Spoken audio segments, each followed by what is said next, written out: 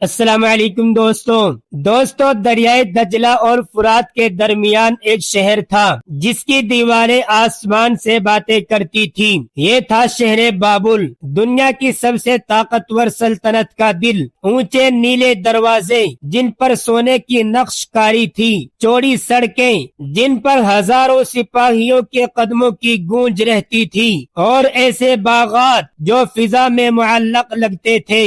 یہ سب کچھ ایک ہی نام سے جڑا تھا، بخت نصر، وہ بادشاہ جس نے قوموں کو مٹایا، شہروں کو جھکایا اور تختوں کو اپنے قدموں میں گرایا۔ لوگ کہتے تھے زمین پر اگر کوئی خدا ہے تو وہ بخت نصر بادشاہ ہے، اور یہی وہ جملہ تھا جس نے اللہ تبارک و تعالیٰ کو ناراض کر دیا تھا۔ شاہی محل کے وسیع دربار میں سنگ مرمر کا فرش، سونے کے ستون اور ریشمی پردے جھول رہے تھے۔ تخت پر بیٹھا بخت نصر سر پر تاج اور آنکھوں میں غرور لیے اپنے درباریوں کو دیکھ رہا تھا۔ میں نے بابل کو مٹی سے اٹھا کر دنیا کی آنکھوں کا تارا بنایا۔ وہ گرجدار آواز میں بولا، کیا کوئی ہے جو میرے برابر کھڑا ہو سکے؟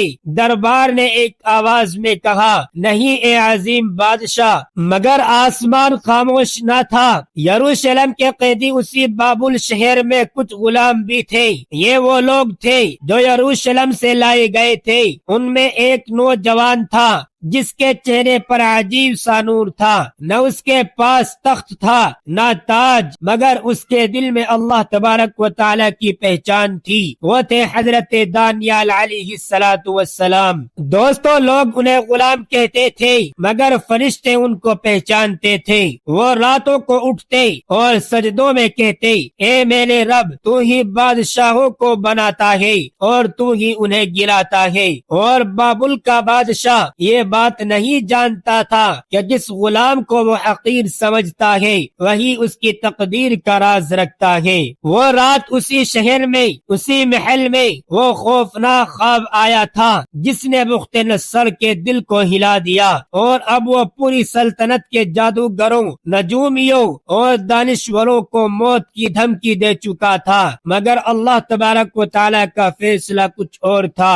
دوستو، صبح کا سورج بابل پر نکلا تو شہر کی فضا میں خوف تیر رہا تھا۔ گلیوں میں سرگوشیاں تھی، محل کے دروازوں پر سپاہیوں کی دوڑ، اور ہر چہرے پر ایک ہی سوال، کیا آج کسی کا سر قتل کیا جائے گا؟ شاہی دربار میں سونے کے ستونوں کے درمیان بخت نصر تخت پر بیٹھا تھا، مگر آج اس کی آنکھوں میں غرور نہیں بلکہ خوف تھا۔ وہ چیخا، میرے پاس لاؤ میرے تمام جادوگروں، نجومی، علماء اور حکیم کو دربار میں پیش کیا جائے۔ دوستو، دربار بھر گیا۔ بابل کے سب سے بڑے دماغین سر جھکائے کھڑے تھے۔ بادشاہ بولا، میں نے ایک خواب دیکھا ہے، تم مجھے وہ خواب بھی بتاؤ اور اس کی تعبیر بھی بتاؤ۔ اگر نہ بتا سکے تو تمہارا انجام موت ہے۔ ایک جادوگر ہمت کر کے بولا، اے بادشاہ، آپ ہمیں خواب تو بتائیں، ہم تعبیر بتا دیں گے۔ بخت نصر کی آنکھیں سرخ ہو گئی، نہیں، اگر تم سچے ہو تو خواب خود بتاؤ، ورنہ تم سب جھوٹے ہو۔ سناٹا چھا گیا، وہ سب جانتے تھے یہ ناممکن ہے۔ بادشاہ نے غصے میں کہا، اگر آج سورج غروب ہونے تک کسی نے یہ خواب نہ بتایا تو بابل کے تمام حکیم قتل کر دیے جائیں گے۔ یہ حکم بجلی بن کر پھیل گیا تھا۔ سپاہی گھروں میں گھسنے لگے، ہر عالم، ہر دانا موت کے دہانے پر تھا، اور اسی فہرست میں ایک نام اور بھی تھا، حضرت دانیال علیہ السلام کا۔ جب سپاہی حضرت دانیال علیہ السلام کے پاس پہنچے تو وہ گھبرائے نہیں۔ انہوں نے پوچھا، ہمیں کیوں مارا جا رہا ہے؟ جب ساری بات سنی تو انہوں نے بس اتنا کہا، مجھے ایک رات دو۔ وہ سجدے میں گر پڑے، اے میرے رب، یہ راز صرف تیرے پاس ہے، تو ہی اسے ظاہر فرما سکتا ہے۔ اور آسمان نے سنا۔ رات بابل پر خاموشی سے اتر آئی، محل کے دیواروں دیواروں کے پیچھے ابھی بھی لوگوں کی سسکیاں تھی جنہیں صبح قتل کیا جانا تھا، اور ایک چھوٹے سے کمرے میں حضرت دانیال علیہ السلام سجدے میں تھے، آنکھوں سے آنسو بہ رہے تھے، لبوں پر دعا، اے علم کے مالک، اے رازوں کے جاننے والے، اگر یہ تیرا کام ہے تو مجھے وہ دکھا دے جو بادشاہ نے دیکھا تھا۔ اور پھر دل پر ایک ایسی روشنی اتری، ذہن میں ایک تصویر بنی، وہی مجسمہ، وہی پتھر، وہی تباہی۔ حضرت دانیال علیہ السلام نے آنکھیں کھولی۔ الحمدللہ، صبح ہوتے ہی حضرت دانیال علیہ السلام بادشاہ بخت نصر کے سامنے لائے گئے۔ دربار میں سناٹا تھا۔ بخت نصر بادشاہ نے طنز سے کہا، کیا تو وہ خواب جانتا ہے جو میرے جادوگر نہ جان سکے؟ حضرت دانیال علیہ السلام نے کہا، اے بادشاہ، کوئی انسان یہ راز نہیں جان سکتا مگر آسمان میں ایک خدا ہے جو راز کھولتا ہے۔ حضرت دانیال علیہ السلام نے کہا، اے بادشاہ، آپ نے خواب میں ایک عظیم مجسمہ دیکھا، اس کا سر سونے کا تھا، سینہ چاندی کا، پیٹ پیتل کا، ٹانگیں لوہے کی اور پاؤں لوہے اور مٹی کے۔ پھر ایک پتھر آیا جو کسی انسان نے نہیں پھینکا تھا اور اس نے مجسمے کے پاؤں توڑ دیے اور وہ ریزہ ریزہ ہو گیا۔ بخت نصر بادشاہ کی آنکھیں پھیل گئی۔ یہی تھا، یہی میرا خواب تھا۔ دربار کانپ گیا۔ دربار میں ایسی خاموشی تھی کہ مشعلوں کے جلنے کی آواز بھی سنائی دیتی تھی۔ بخت نصر بادشاہ تخت پر آگے جھک آیا تھا، اس کی سانسیں تیز تھی۔ حضرت دانیال علیہ السلام بولے، اے بادشاہ، وہ مجسمہ سلطنتوں کی نشانی ہے، سونے کا سر آپ ہے، آپ کی عظیم سلطنت بابل،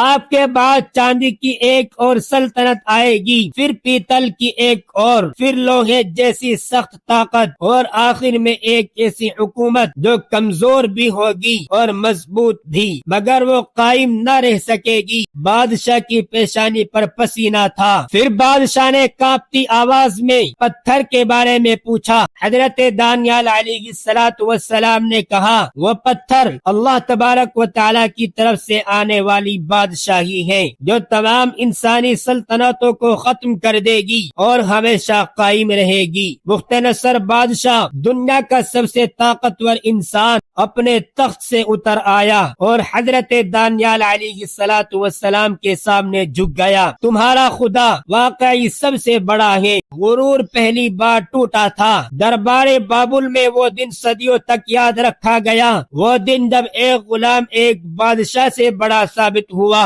بخت نصر بادشاہ جو کل تک خود کو دنیا کا مالک سمجھتا تھا، آج ایک اللہ کے بندے کے سامنے سر جھکائے کھڑا تھا۔ اس نے بلند آواز میں کہا، آج سے دانیال اور اس کے خدا کی بے عزتی کرنے والا میرا دشمن ہوگا۔ اور اسی دن حضرت دانیال علیہ السلام کو بابل کے سب سے بڑے منصب پر بٹھایا گیا۔ وقت گزرا، سلطنتیں آئی اور گئی، سونا مٹی بنا، چاندی زنگ آلود ہوئی، لوہا ٹوٹ گیا، مگر اللہ تبارک و تعالیٰ کا وعدہ آج بھی قائم ہے۔ دوستو، یہ قصہ ہمیں سکھاتا ہے، طاقت محلوں میں نہیں ہوتی، وہ سجدوں میں ہوتی ہے۔ بادشاہ تخت پر نہیں بنتے، وہ اللہ کے سامنے جھکنے سے بنتے ہیں۔ دوستو، وقت گزرتا گیا، حضرت دانیال علیہ السلام کی تعبیر سچ ثابت ہو چکی تھی۔ بادشاہ نے اللہ کی عظمت مانی، مگر انسان کا نفس بڑا عجیب ہوتا ہے۔ بخت نصر بادشاہ پھر سے اپنی طاقت پر ناز کرنے لگا۔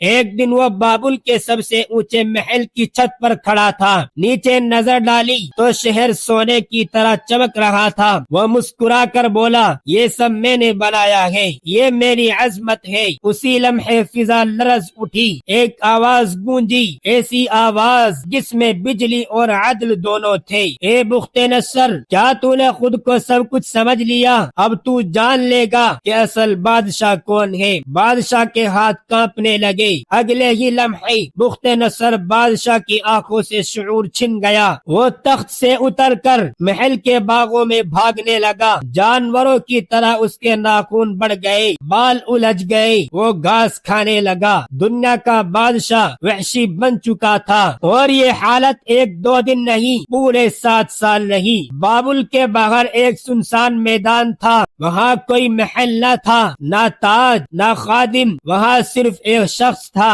جس کے بال جنگلی جانوروں کی طرح بڑھ چکے تھے، جس کے ناخن پنجوں کی طرح تھے اور جو زمین سے گھاس کھا رہا تھا۔ وہ تھا بخت نصر بادشاہ، دنیا کا سب سے طاقتور بادشاہ۔ اب آسمان کے نیچے ایک بے بس مخلوق بن چکا تھا۔ بارش اس پر برستی، دھوپ اسے جلاتی اور کوئی اسے پہچان تک نہ تھا، لیکن اللہ تبارک و تعالی اسے دیکھ رہے تھے۔ 7 سال بعد ایک صبح اس نے آسمان کی طرف دیکھا، اس کی آنکھوں میں برسوں بعد پہلی بار انسانی شعور لوٹا۔ وہ کانپتے ہونٹوں سے بولا، اے آسمان کے رب، میں نے تجھے بھلا دیا تھا، تو ہی اصل بادشاہ ہے۔ اسی لمحے عقل لوٹ آئی اور اس کے اندر ایک نیا انسان پیدا ہو چکا تھا۔ جنگل میں 7 سال گزارنے کے بعد بخت نصر اب وہ شخص نہیں رہا تھا جو کبھی اپنے آپ کو خدا سمجھتا تھا۔ اب وہ آہستہ آہستہ شہر بابل کی طرف لوٹا۔ شہر کے دروازے کھلے، لوگوں نے اسے پہچاننا شروع کیا اور حیرت میں ڈوب گئے۔ یہ تو ہمارا بادشاہ ہے، مگر یہ تو بدل گیا ہے۔ وہ سیدھا دربار میں آیا اور سب کے سامنے کہا، آج میں اعلان کرتا ہوں کہ آسمان کا خدا ہی اصل بادشاہ ہے، میں صرف اس کا بندہ ہوں۔ حضرت دانیال علیہ السلام سامنے کھڑے تھے، ان کی آنکھوں میں شکر تھا۔ بخت نصر بادشاہ نے کہا، تو نے مجھے وہ دکھایا جو میں خود نہیں دیکھ سکتا تھا، اور شہر بابل میں اللہ تبارک و تعالی کا نام بلند ہوا۔ دوستو، یہ قصہ ہمیں سکھاتا ہے جو جھک جاتا ہے وہی بلند ہوتا ہے، اور جو خود کو خدا سمجھتا ہے وہ مٹی ہو جاتا ہے، اور جو اللہ تبارک و تعالی کو مانتا ہے وہ تاریخ میں ہمیشہ زندہ رہتا ہے۔ دوستو، اگر ویڈیو اچھی لگی ہو تو ویڈیو کو لائک اور کمنٹ ضرور کریں، اور ایسی ہی اسلامک ویڈیوز دیکھنے کے لیے پلیز ہمارے چینل کو سبسکرائب ضرور کر لیں۔